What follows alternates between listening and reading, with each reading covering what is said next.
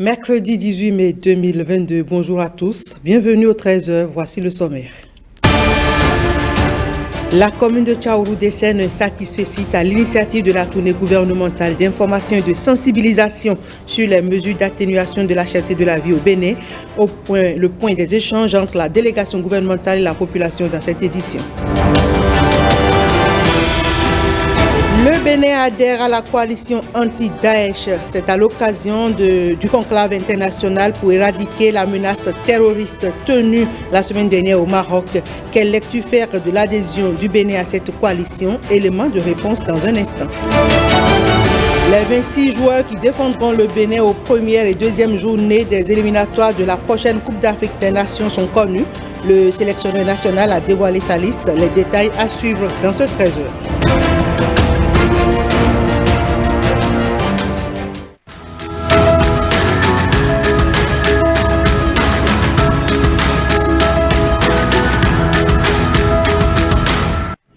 Et on démarre avec les échos de la tournée gouvernementale qui est à sa fin. Le ministre d'État chargé du développement a présidé lundi la rencontre avec les populations de Tchaourou sur les mesures d'atténuation de la cherté de la vie. Par ailleurs, sur la question de coexistence pacifique entre agriculteurs et éleveurs soulevée à toutes les étapes de la tournée gouvernementale dans le Borgou, les membres de la délégation gouvernementale n'ont pas manqué de rassurer les populations.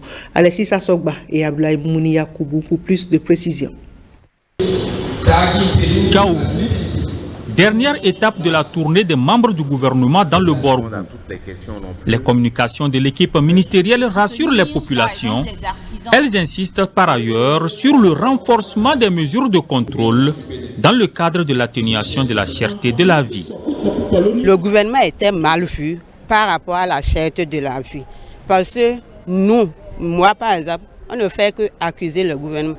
Mais avec ce que j'ai entendu aujourd'hui, j'ai vu que vraiment le gouvernement n'en est pour rien. Je souhaiterais que les contrôles soient faits dans tous les marchés, dans tous les villages, pour que le gouvernement sanctionne ceux qui n'arrivent pas à respecter les règles du gouvernement.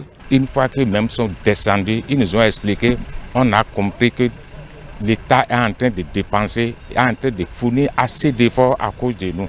Nous aussi, on peut aller témoigner, même les gens qui ne sont pas venus, on peut aller le dire, ce que nous aussi on a attendu. Parce que ça, là, ce qu'ils ont dit là, c'est clair. Ce n'est pas ici celles qui sont chères, mais au Nigeria, mais au Burkina, mais au Togo, c'est le même problème.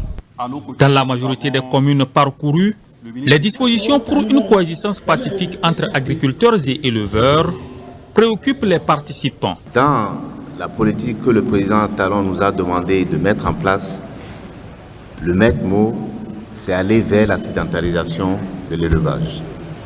Et les actions concrètes sont en cours. Donc si on peut, dans un contexte de sédentarisation, apporter l'eau et les aliments pour le bétail, la question est réglée.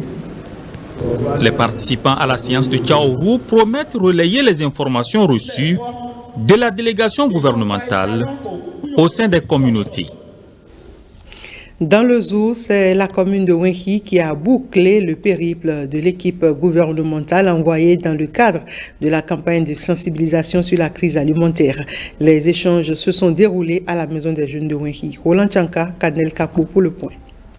Dernière étape de la tournée gouvernementale dans le département du Zou. Au centre des jeunes et loisirs de Wenhi, Alain Noati et les membres de son équipe sont très ponctuels. Pas de signe de fatigue sur les visages. Au crachoir, c'est le même entrain. Il ne saurait d'ailleurs en être autrement. Wenhi, c'est 40 villages composés entre autres d'agriculteurs, de chasseurs, de pêcheurs, d'artisans et de commerçants, des personnes dont les activités sont en berne à cause de la flambée des prix des denrées alimentaires sur les marchés. Mais l'État a pris le taureau par les cornes en mettant en place plusieurs mesures d'atténuation pour accompagner les populations dans leur souffrance. Ces mesures vont de la suppression des taxes à la subvention de certains produits de grande consommation. Outre les explications sur la cherté de la vie, le programme spécial d'insertion des jeunes dans l'emploi, le projet de recrutement de 15 000 jeunes dans le textile au sein de la zone industrielle de Glodibé ont été également présentés. C'est une séance qui était nécessaire.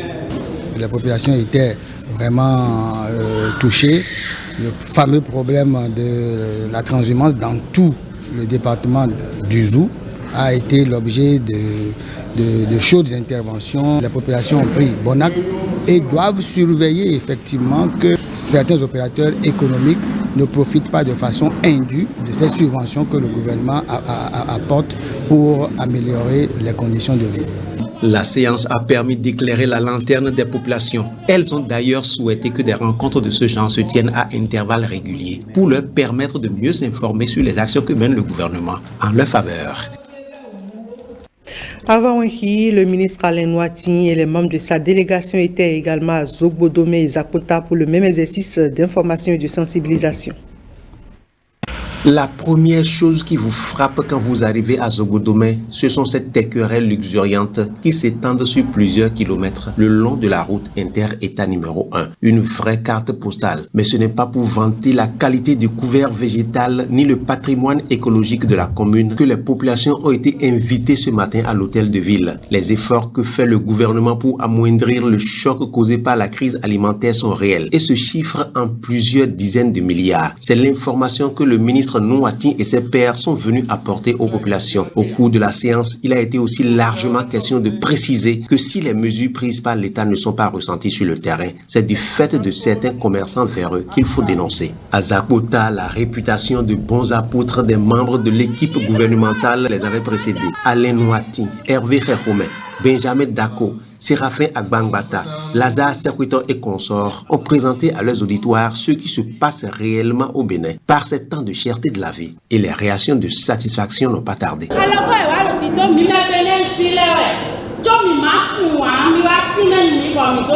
La vérité des faits est désormais rétablie et les citoyens de Zakota sont appelés à prendre le relais de la lutte contre la désinformation que mène le gouvernement depuis bientôt 2 ans. Quant aux émissaires venus de Cotonou, ils ont promis de rendre compte fidèlement au chef de l'État des souhaits des populations. À l'issue de la rencontre avec les populations de Zakota dans le département du Zou, Benjamin Kovi Dako, premier secrétaire général adjoint du gouvernement, souligne que les efforts officiels contre la cherté de la vie sont sapés par certains commerçants véreux et ces derniers créent, à en croire le SGA, une pénurie artificielle des produits afin de les vendre plus cher. On l'écoute.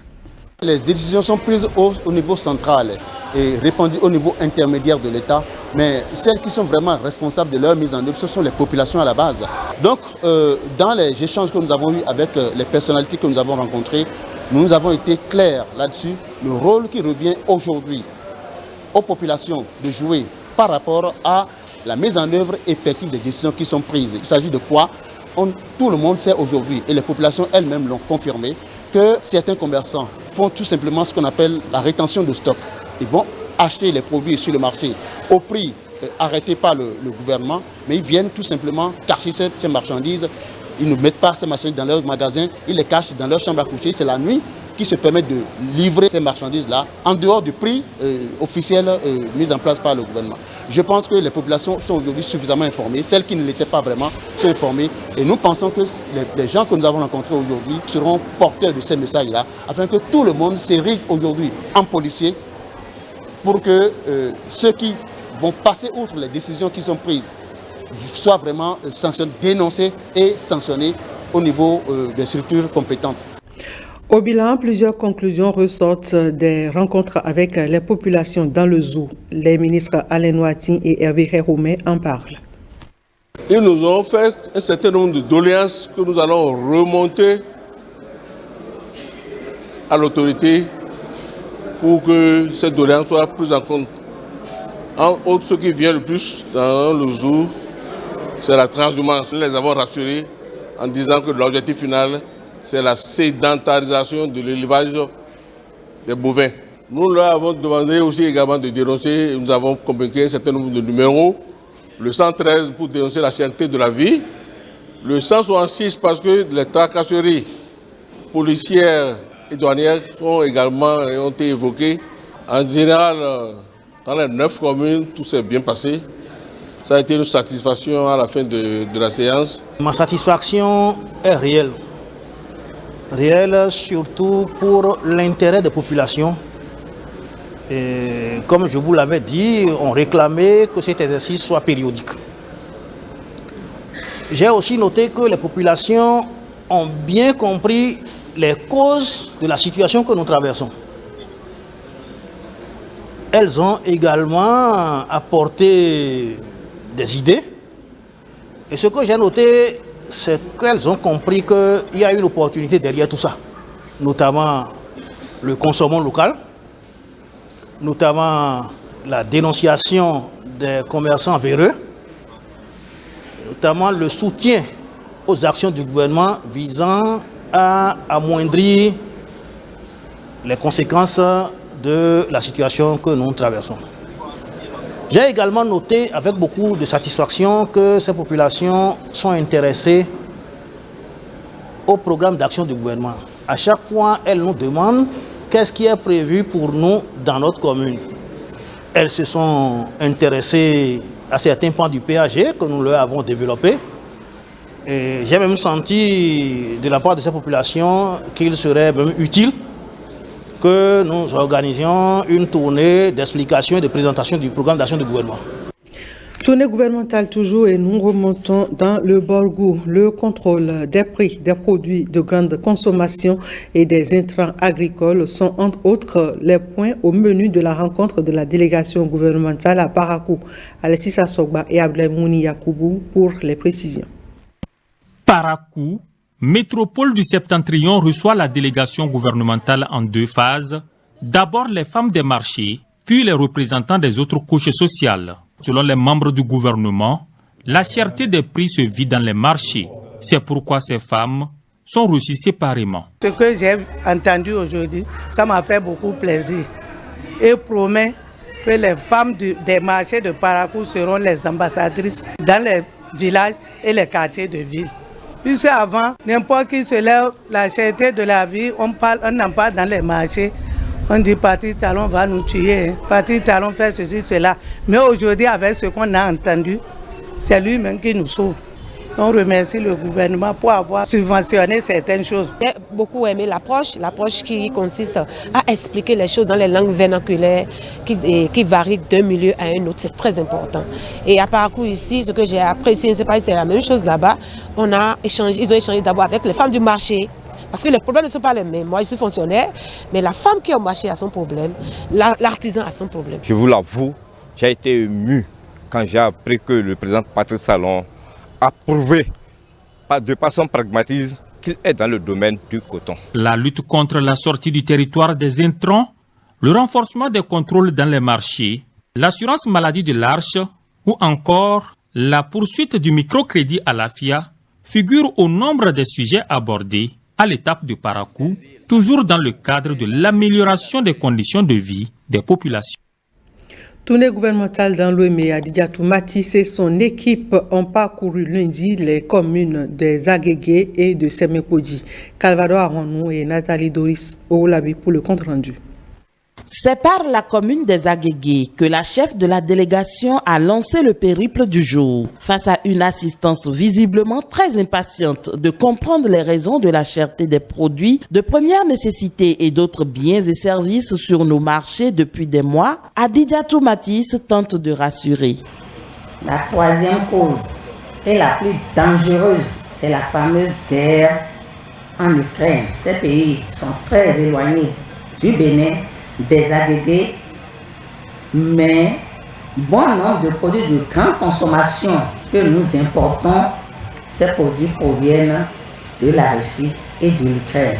Pour la ministre native du département de l'Ouémé, le gouvernement a déjà pris la mesure de la situation et a décidé de la mise en application immédiate de plusieurs mesures d'atténuation. L'autre commune à avoir eu droit aux mêmes explications reste celle de Semekodji. Dès que cette tournée prendra fin, moi j'organise, des séances de sensibilisation dans mes 7 villages de l'arrondissement pour aussi partager l'information avec eux. En tant que représentant des femmes de la commune de Semekodji, c'est que je dois aller vers mes pères pour leur expliquer comment et le pour et le pourquoi de la cherté, les mesures que le gouvernement a prises pour atténuer la situation.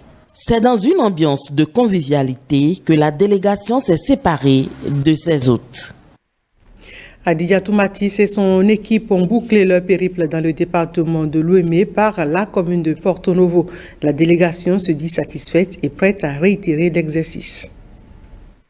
C'est par la commune de Porto Novo que la délégation gouvernementale de Lomé a fini sa mission d'information et de sensibilisation sur la cherté de la vie. Face à une foule assoiffée de la vraie information, le chef de file de la délégation et son équipe ont largement expliqué les différentes mesures d'atténuation prises par le gouvernement. Les populations n'avaient pas bien compris de quoi il s'agissait. Beaucoup étaient en train de condamner le gouvernement. Maintenant, après les explications, elles ont compris. C'est pourquoi cette tournée est opportune. Nous avons aussi profité de l'occasion pour leur parler des projets qui sont prévus au PAG pour chacune des communes que nous avons parcourues. Et les populations étaient vraiment très contentes et satisfaites et souhaitent que ces projets puissent être réalisés. En résumé, ce qu'on peut dire, c'est que ce qui vient d'être fait, et ce que j'ai pu apprécier dedans, on devrait renouveler ce type d'initiative, je dirais, régulièrement, sur des thématiques différentes et pas forcément en situation de difficulté. En tout cas, c'est ce que j'en retire de ces 6 journées intenses que nous avons passées dans les 9 communes de la 19e circonscription. Désormais détenteurs de la vraie information sur la crise au Bénin, les Aïnovi s'engagent à dupliquer l'exercice pour la compréhension du grand nombre. Sensibilisation sur la cherté de la vie, les départements du Mono et du Koufo ont aussi eu droit aux explications sur la situation d'inflation. Et dans l'ensemble des 12 communes, la délégation gouvernementale a aussi recensé les peines et les doléances des populations. Oswald Omeki, ministre de la Jeunesse et des Sports, nous fait le point. Il est au micro de Jennifer Sachivi et Yves Agodopessi. Nous sommes très satisfaits de cette tournée que nous avons effectuée. D'abord parce que, une fois encore, nous avons pu apprécier la pertinence de cette initiative qui, au regard des différentes réunions que nous avons eues dans les communes, en tout cas, a été confirmée par l'accueil que les populations nous ont réservé et surtout l'intérêt qu'elles ont porté à cette initiative. Les réunions ont été très intéressantes. Nous avons d'abord présenté les mesures que le gouvernement avait mises en place pour atténuer un tant soit peu la crise. Nous avons écouté la population sur l'application effective de ces mesures sur le terrain et le constat est que dans la plupart des cas, les choses telles qu'on les a mises en place ne sont pas toujours respectées comme il faut. Et à ce niveau, effectivement, il faut renforcer le contrôle. Ce n'est pas à nous d'aller dire aux agriculteurs, aux enseignants, aux aspirants, aux artisans, à nos femmes de marché, à nos étudiants, à toutes les têtes couronnées, ce que chacun vit chez lui. Ce n'est pas ça notre rôle. Notre rôle était de leur dire ce que nous avons fait face à cette crise internationale qui ne se passe pas que dans notre pays et pour laquelle, sur plusieurs plans, nous avons quand même fait l'effort de contenir la situation et de rendre certaines choses accessibles dans notre pays alors qu'elles ne le sont plus dans d'autres pays ou de les rendre encore disponibles et d'essayer de contenir les prix là où les prix ont explosé dans certains pays. Les étapes des communes de Toviklen et d'Atiémé ont bouclé les séances de sensibilisation sur la cherté de la vie dans le Mono et le Koufo. Les populations ont été conviées à rester soudées et à accompagner le gouvernement dans ses efforts. Le compte rendu de Jennifer Sachivi et Yves Agodopessi. Toviklen, département du Koufo. La population se livre le cœur sur la main. À l'instar des autres localités, les habitants éprouvent des difficultés à s'adapter à la crise économique mondiale. La situation est vraiment difficile, mais elle n'est pas désespérée. Si vous percevez à leur juste mesure les efforts que fait le gouvernement, si vous y mettez de la compréhension et de la collaboration, nous allons, avec votre collaboration, parvenir à régler les problèmes qui se posent. Nous avons l'habitude d'expliquer la situation à nos mandats, mais aujourd'hui, la face de la délégation a confirmé et tout ce que nous avons l'habitude toujours d'expliquer à nos mandants. Dernière étape de la tournée gouvernementale dans le département du Mono, la ville d'Atiémé. En dehors des difficultés liées à la cherté de la vie, la population ici attend bien plus du gouvernement. Les difficultés liées à la transhumance et au manque d'infrastructures routières sont les préoccupations majeures. Des mots de réconfort, porteurs d'espoir et qui expliquent la partition jouée par le chef de l'État. La population est également invitée à accompagner les efforts fournis. Des précisions à présent sur ce conclave international pour éradiquer la menace terroriste. Les échanges ont eu lieu au Maroc et des représentants de plus de 80 pays et organisations internationales y ont pris part, avec le Bénin comme nouvel adhérent à la coalition anti-Daesh. Quelle lecture peut-on faire de l'adhésion du Bénin à cette coalition? Ariane Da Silva et Michel Egbert ont posé la question à Morgana Sogba, analyste géopolitique. Le Daesh en lui-même constitue une menace à la stabilité en matière de sécurité. Et aujourd'hui, la question de la sécurité est au cœur des coopérations entre les États, surtout les États de l'Afrique de l'Ouest. Et rejoindre une telle coalition implique naturellement la collaboration sur plusieurs aspects, l'aspect financier, l'aspect technique et l'aspect stratégique. Lorsqu'on parle de l'aspect financier, il faut des fonds pour assurer et maintenir la sécurité d'un État et de toute une région. Si on parle de l'aspect stratégique, il faut une certaine collaboration avec d'autres forces qui agissent dans le même sens, dans le maintien de la sécurité. Donc c'est tout à fait compréhensible, c'est bénéfique pour le Bénin et pour la sous-région qui traverse actuellement une situation de crise sécuritaire assez pertinente qui nécessite des mesures aussi pertinentes. Le Bénin s'est engagé dans la lutte contre le djihadisme depuis bien longtemps, parce que lorsque vous remontez déjà à 2017, il y a eu une sorte de réunion où les États du Golfe de Guinée à Accra ont décidé de collaborer pour prévenir la crise sécuritaire qui s'annonçait déjà assez forte. La question qu'on va se poser, c'est pourquoi est-ce que c'est maintenant qu'on est en train d'assister à une plus grande détermination dans cette lutte? On pourrait dire que c'est à cause du fait que la menace se trouve à la porte de la plupart des pays du Golfe de Guinée. Et aujourd'hui, la priorité, quel que soit le pays dans le Golfe de Guinée où vous vous trouvez, c'est la sécurité. Sans sécurité, il n'y a pas possibilité de développement.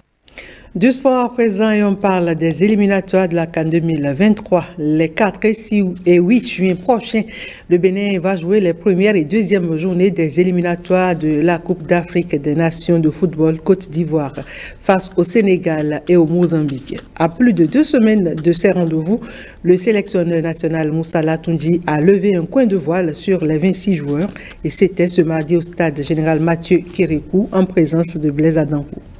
Il est apparu souriant quand il dévoile la liste des joueurs convoqués. Moussa Latoundji. Alagbe Satuné, Dandinou Marcel, Lukman Farou Moussa, Adeno Khaled, Adileou Moïse, Assogba Youssouf, Doremus Melvin, Kiki David, Roche Yohan, Tidjani Mohamed, Verdon Olivier, Adeoti Jordan, Akrenvi Matteo, Bawa Salim, Dalmeda Sessi, Olaitan Junior, Tidjani Anan, Adigo Rian, Chibozo Ange Josué, Dossou Jodel, Mounier Steve, Koupo Marcelin, Poté Michael, Segbe Azampo Désiré, Soukou Sebio et Tossin Ayegoun. Les 26 joueurs convoqués vont jouer le Sénégal et le Mozambique pour les 2 premières journées des éliminatoires de la CAN Côte d'Ivoire 2023. Et le sélectionneur a un objectif. C'est 6 points. C'est 6 points. Parce que si vous êtes là pour jouer, il faut penser vraiment positif. Pour moi, c'est 6 points. Pour atteindre cet objectif, Moussa Latoundi a fait appel à de nouvelles têtes. Mohamed Tidjani, Adi Gorian et Loukman Farou Moussa, des joueurs qu'il a observés lors de sa tournée en Europe. Les écureuils commencent leur campagne face au Sénégal le 4 juin. Le début du regroupement est prévu pour le 23 mai. Hors de nos frontières à présent, le président de la Guinée-Bissau dissout le Parlement et appelle à des élections anticipées.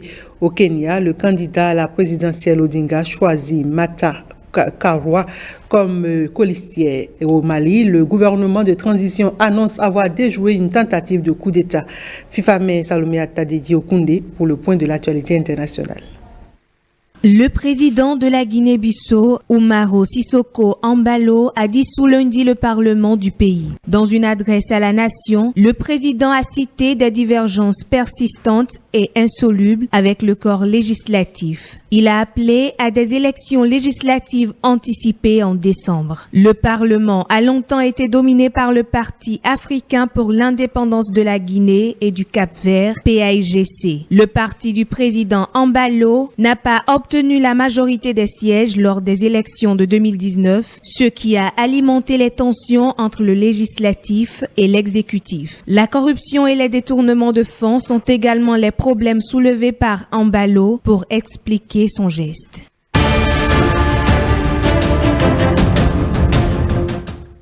Lors d'un rassemblement à Nairobi, Raila Odinga, candidat à la présidentielle du Kenya, a annoncé qu'il partage un billet pour les prochaines élections présidentielles du 9 août avec une rivale d'autrefois. Martha Karua, elle-même ancienne candidate à la présidence, a été surnommée la Dame de Fer alors qu'elle se frayait un chemin dans l'arène politique kenyane dominée par les hommes. Si le couple remporte les sondages, Karua deviendrait la première femme vice-présidente du Kenya. Le président Kenyatta, qui ne peut se représenter, a choisi de se ranger du côté de son ancien rival, Odinga.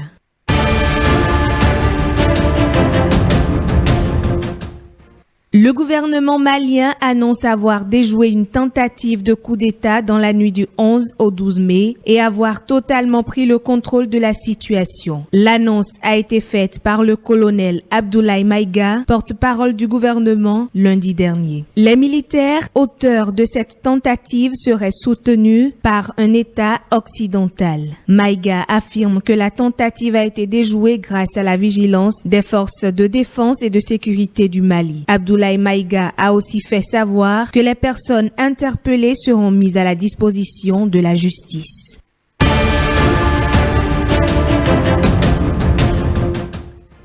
C'est la fin de ce 13h. Merci mesdames, messieurs de l'avoir suivi.